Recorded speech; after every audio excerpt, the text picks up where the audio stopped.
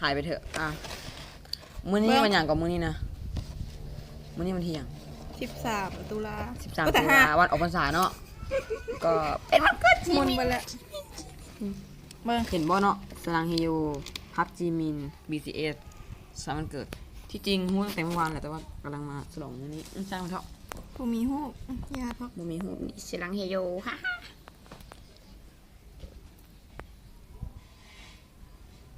บ่ต้องเห็นหลายเอาแต่เค้ก โอเคเนาะ มันนอกของเฮานะ นี่จะน่านะโอเคเป็นว่าบ๊ายบายโชคดีอายุ25 ปีนบ่25เนาะ 15 เฮ้ย15 อายุ25 ปีกินเค้กกันเถอะบ๊ายบาย Happy birthday to you. Happy birthday to you.